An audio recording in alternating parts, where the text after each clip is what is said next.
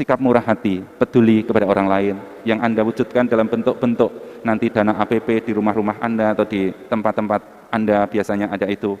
Cobalah berbagi itu semua dengan kemurahan hati Anda, karena kemurahan hati Anda sekalipun itu kecil akan nanti bermanfaat bagi banyak orang yang membutuhkan dari kebaikan-kebaikan kita itu. Saudara-saudara yang terkasih, mari kita senantiasa belajar membangun sikap tobat. Carilah bentuk-bentuk pertobatan tertentu yang Anda bisa jalani dan bermakna untuk Anda. Mungkin tidak usah harus bertobat 5 macam atau 10 macam atau berapa macam. Mungkin 1 atau 2 sudah cukup kalau itu coba kita hidupi selama masa Prapaskah ini sehingga akhirnya nanti kita merasakan buah-buahnya. Saya yakin kita masing-masing tahu di mana saya harus bertobat, dalam hal apa saya harus bertobat, sehingga kita juga bisa tahu saya harus berubah dalam hal apa dalam mengisi masa Prapaskah ini. Pasti Tuhan akan selalu memberi berkat kepada kita dalam perjuangan-perjuangan baik mengisi masa pertobatan ini.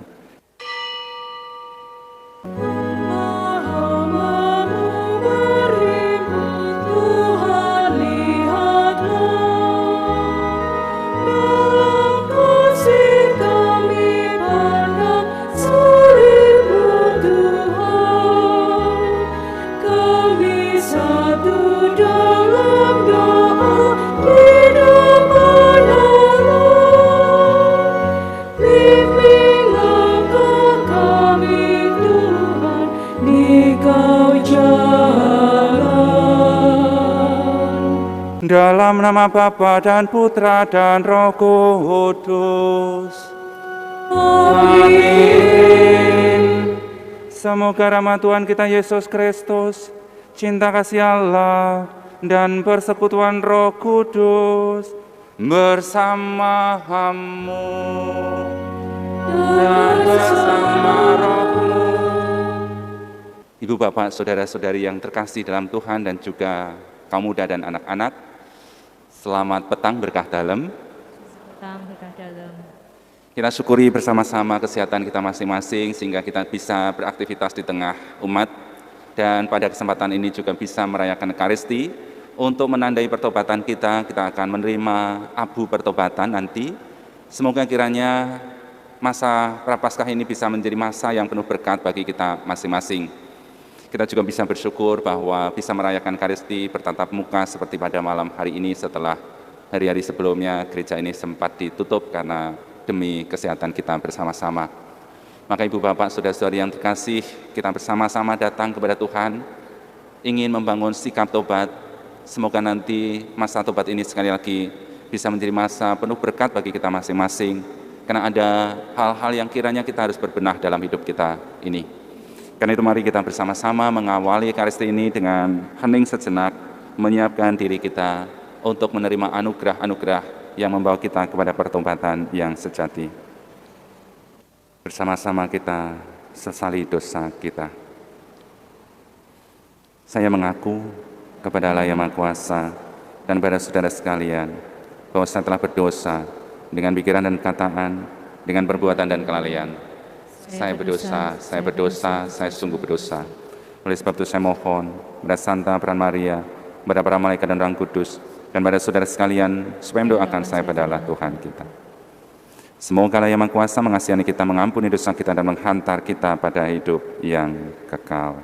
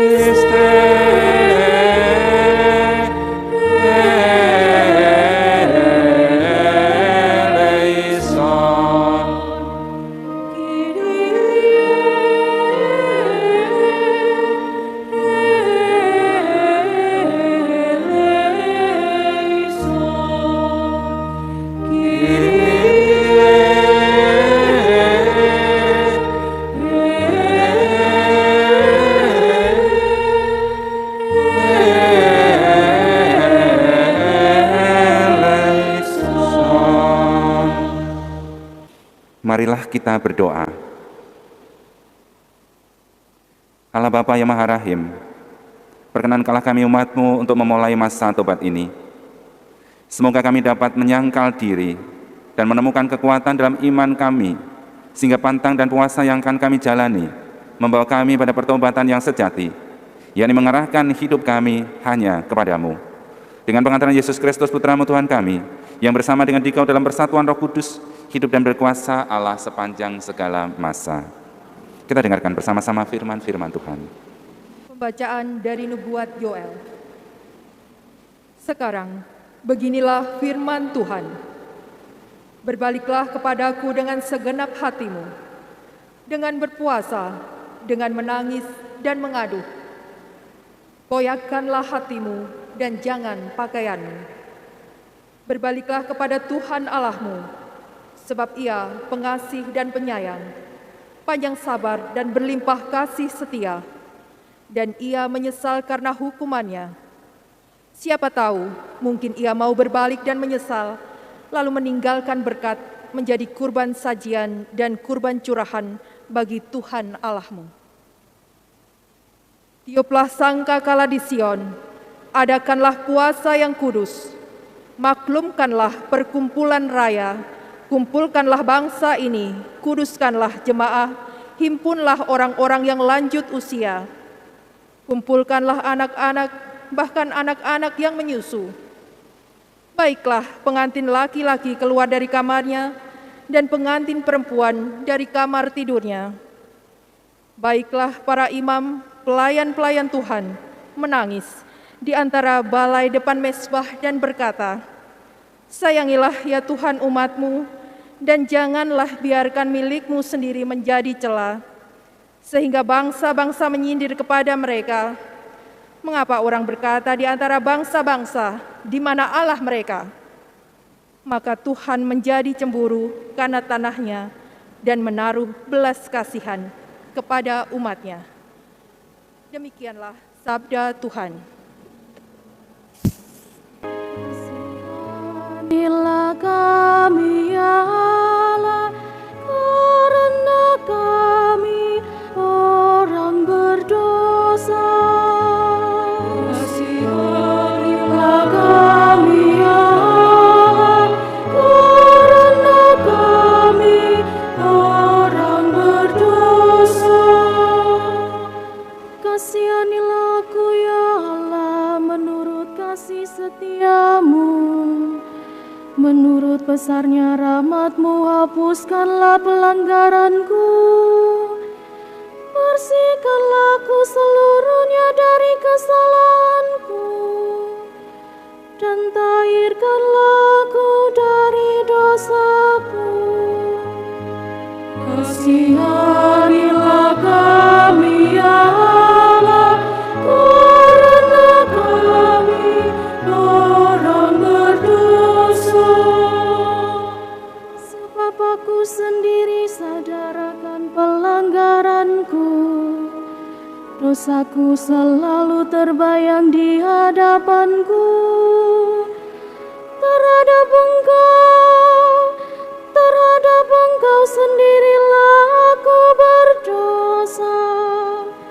Yang jahat dalam pandangan-Mu kulakukan. Kasihanilah kami ya Allah, karena kami orang berdosa. Pembacaan dari surat kedua Rasul Paulus kepada jemaat di Korintus. Saudara-saudara, kami ini adalah utusan-utusan Kristus. Seakan-akan Allah menasihati kamu dengan perantaraan kami. Dalam nama Kristus, kami meminta kepadamu. Berilah dirimu didamaikan dengan Allah. Kristus yang tidak mengenal dosa, telah dibuatnya menjadi dosa karena kita, supaya dalam Dia kita dibenarkan oleh Allah. Sebab teman-teman sekerja, kami menasihati kamu, supaya kamu jangan membuat sia-sia kasih karunia Allah yang telah kamu terima. Sebab Allah berfirman, pada waktu aku berkenan, aku akan mendengarkan engkau, dan pada hari aku menyelamatkan, aku akan menolong engkau. Camkanlah, saat inilah saat perkenanan itu. Hari inilah hari penyelamatan itu. Demikianlah sabda Tuhan. Terpujilah Kristus Tuhan, Raja mulia dan kekal. Terpujilah Kristus Tuhan, Raja mulia dan kekal. Pada hari ini, kalau kamu mendengar suara Tuhan, janganlah bertegar hati. Terpujilah Kristus Tuhan, Raja mulia dan kekal. Tuhan bersamamu dan bersama rohmu. Inilah Injil suci menurut Matius. Dimuliakanlah Tuhan.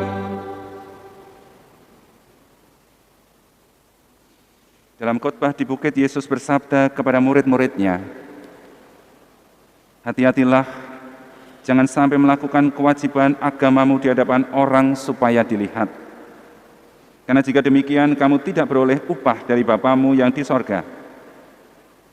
Jadi apabila engkau memberi sedekah, janganlah engkau mencanangkan hal itu, seperti yang dilakukan orang munafik di rumah-rumah ibadat dan di lorong-lorong supaya dipuji orang. Aku berkata kepadamu, hendaklah sedekahmu itu diberikan dengan tersembunyi, maka Bapamu yang melihat yang tersembunyi akan membalasnya kepadamu. Dan apabila kamu berdoa, janganlah berdoa seperti orang munafik. Mereka suka mengucapkan doanya dengan berdiri di rumah-rumah ibadat dan pada tikungan-tikungan jalan raya, supaya mereka dilihat orang.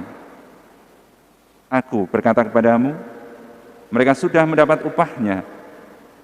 Tetapi jika engkau berdoa, masuklah ke dalam kamarmu, tutuplah pintu, dan berdoalah kepada Bapamu yang ada di tempat tersembunyi. Maka Bapamu yang melihat yang tersembunyi akan membalasnya kepadamu. Dan apabila kamu berpuasa, janganlah murah mukamu seperti orang munafik. Mereka mengubah air mukanya supaya orang melihat bahwa mereka sedang berpuasa. Aku berkata kepadamu, mereka sudah mendapat upahnya. Tetapi apabila kamu berpuasa, minyakilah kepalamu dan cucilah mukamu, supaya jangan dilihat orang bahwa engkau sedang berpuasa, melainkan hanya oleh Bapamu yang di tempat tersembunyi. Maka Bapamu yang melihat yang tersembunyi akan membalasnya kepadamu.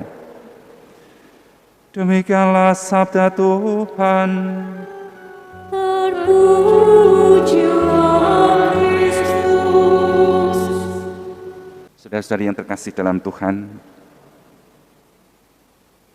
kita semua melalui masa Prapaskah yang akan kita masuki ini, disadarkan bahwa sekalipun kita memiliki mungkin kelebihan dalam hal kebaikan, dalam hal kemurahan hati, dalam hal tutur kata, dalam banyak hal, tetapi kita juga diajak untuk belajar menyadari bahwa setiap orang punya kerapuhan-kerapuhan, punya kekurangan-kekurangan, punya kedosaan. Tentu masing-masing bisa berbeda bentuk-bentuk dosa dan kelemahannya. Masa Prapaskah menjadi kesempatan kita untuk bertobat. Bertobat mengandaikan dua hal yang ditawarkan oleh gereja. Yang pertama adalah belajar mengendalikan diri dari nafsu-nafsu, secara khusus nafsu lahiriah, untuk makan enak, untuk makan banyak, untuk bersenang-senang, untuk apapun. Mungkin makan enak bukanlah dosa, jajan juga bukan dosa. Kita bisa berlebih dalam hal yang kita makan, mau makan 4 kali, 3 kali, atau 5 kali juga bukan hal dosa. Maka ini lebih menjadi cara kita mengendalikan diri supaya kita bisa lebih berpikir tentang orang lain daripada berpikir tentang pemenuhan kebutuhan hidup pribadi kita. Maka di balik pengendalian diri sebenarnya kita diarahkan, belajarlah juga untuk memikirkan orang lain, terutama mereka-mereka yang lebih kekurangan dibanding kita. Bentuk-bentuk pengendalian diri yang ditawarkan oleh gereja adalah berpantang dan berpuasa. Maka pantang dan puasa menjadi cara kita supaya kita menahan diri terhadap kebutuhan, keinginan-keinginan yang kadang-kadang hanya untuk pemenuhan diri itu. Maka cobalah cari pantang-pantang yang kiranya kita bisa dibangun dari itu. Bukan mencari yang minimalis supaya berhasil, tetapi mencari bentuk pantang-pantang yang bisa membangun perubahan-perubahan kita menjadi lebih baik. Tidak ada pantangan yang harus seragam. Mungkin serumah pun yang satu pantang nasi, yang satu pantang sayur, yang satu pantang manis, yang satu pantang lainnya, itu pun juga sangat mungkin. Maka carilah yang kiranya saya merasa bahwa pantang itu akan bermakna untuk kita. Tetapi belajarlah jangan mencari yang minimalis, yang hanya sekedar mengikuti bentuk-bentuk tetapi tidak ada perubahan. Demikian juga soal puasa. Ada 2 puasa yang ditawarkan secara resmi oleh gereja, yakni Hari Rabu Abu dan Jumat Agung. Coba belajar pula 2 hari itu kita manfaatkan semampu kita.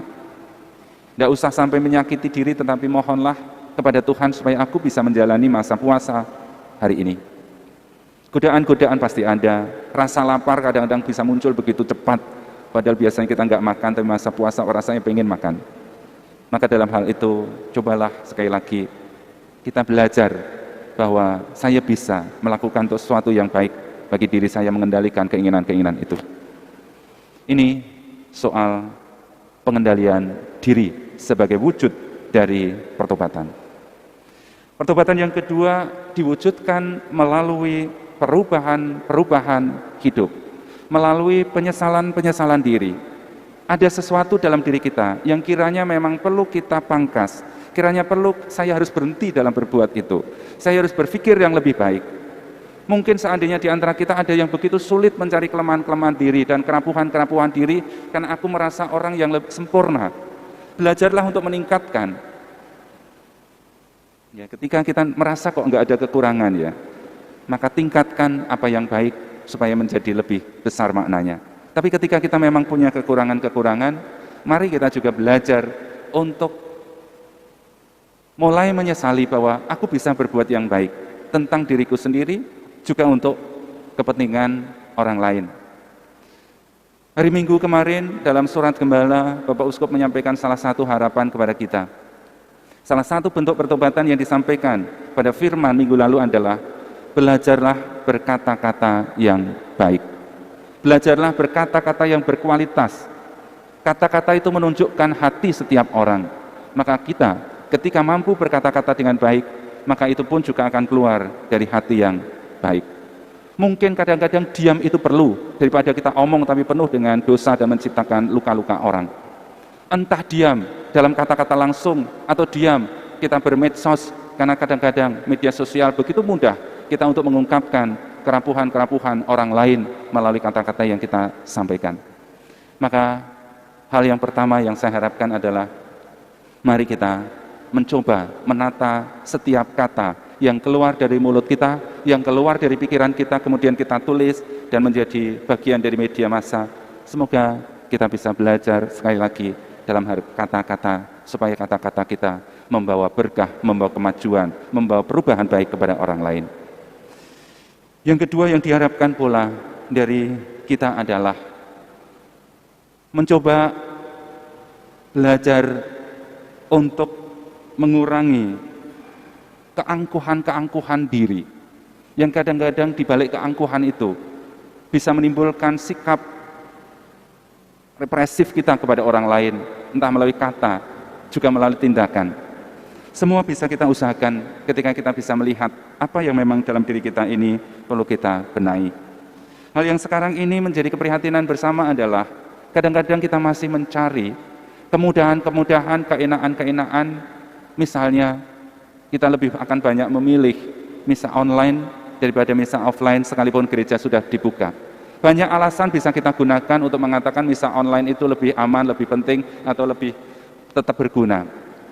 Tapi bagaimanapun juga saya katakan pada saat ini, dalam hal misa sebenarnya tidak ada bentuk-bentuk lain kecuali perjumpaan. Seandainya saat ini ada misa online segala macam, itu adalah emergensi karena situasi kesehatan ini yang belum bisa kita kendalikan bersama-sama. Tetapi sebenarnya dalam hal misa tidak ada tawar-menawar, semua perayaan sakramental adalah perayaan perjumpaan. Itu yang kami harapkan sehingga kita bisa memulihkan kembali perjumpaan. Yang terakhir yang mau saya tawarkan kepada Anda, belajarlah bermurah hati, bahwa melalui kita bisa membawa kemajuan, kebaikan pada orang lain. Maka sikap murah hati, peduli kepada orang lain yang Anda wujudkan dalam bentuk-bentuk nanti dana APP di rumah-rumah Anda atau di tempat-tempat Anda biasanya ada itu.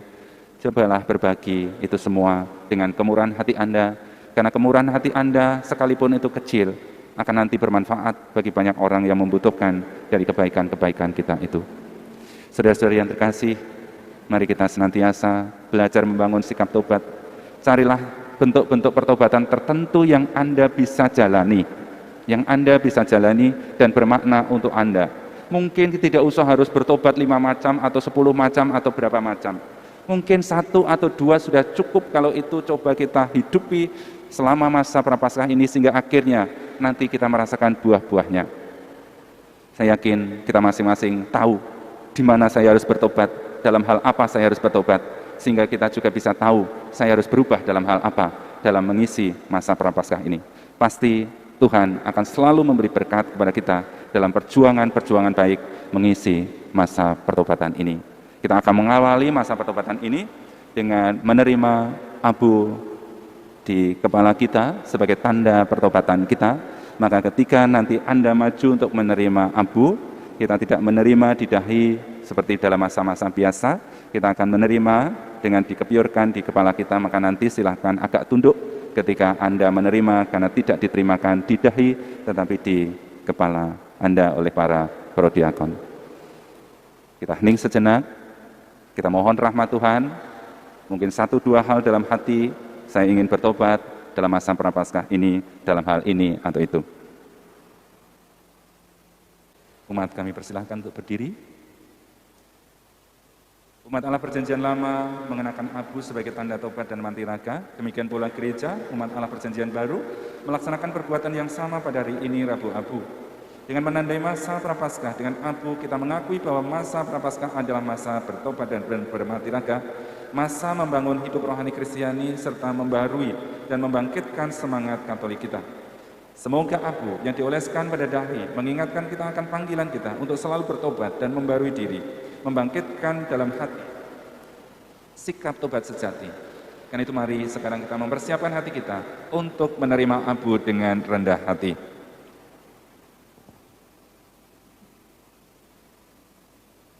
Allah Bapa kami, hatimu tergerak bila kami merendahkan diri, dan Engkau diperdamaikan bila kami bertobat.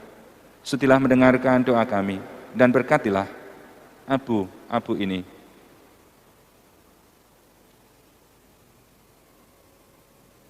Semoga puasa serta mantiraga yang akan kami jalani akan menyucikan hati kami, dan kelak kami diperkenankan untuk merayakan Paskah abadi di sorga. Demi Kristus pengantara kami.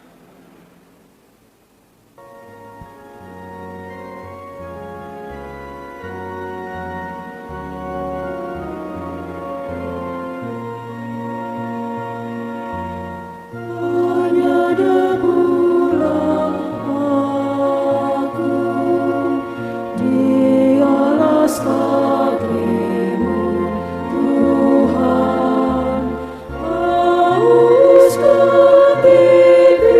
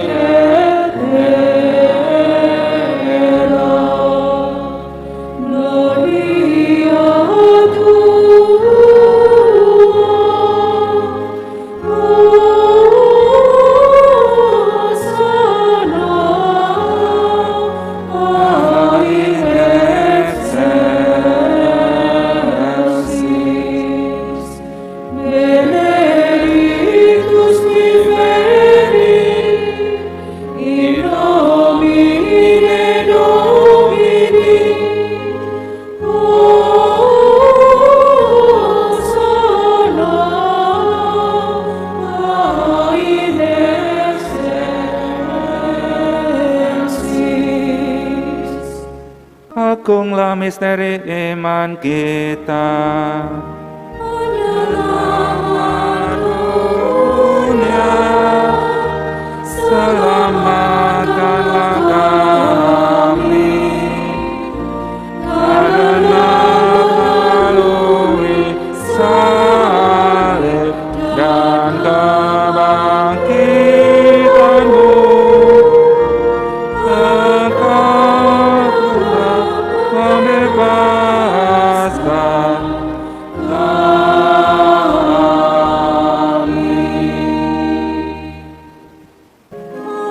Agnus Dei, qui tollis peccati, miserere nobis. Agnus Dei, qui tollis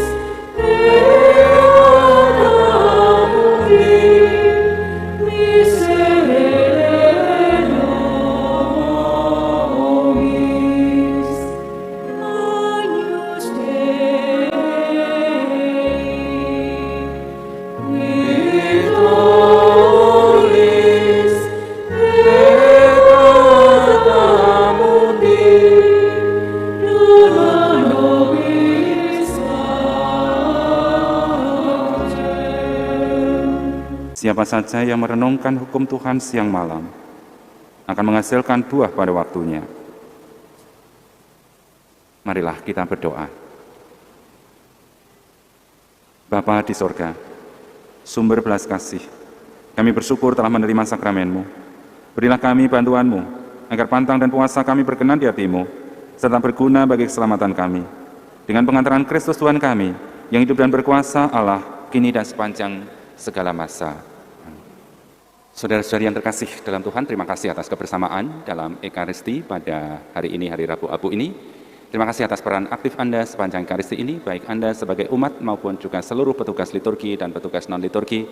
Semua telah menjadi berkat bagi kita bersama-sama, dan senantiasa jaga protokol kesehatan dimanapun Anda berada, dan selamat memasuki masa tobat, masa pembaruan hidup.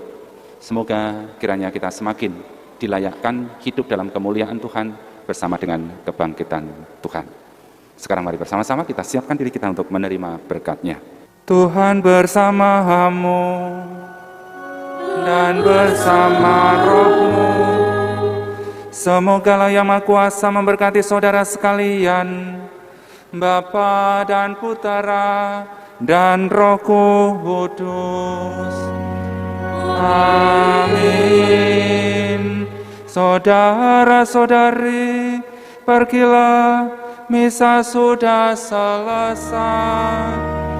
Syukur kepada Allah.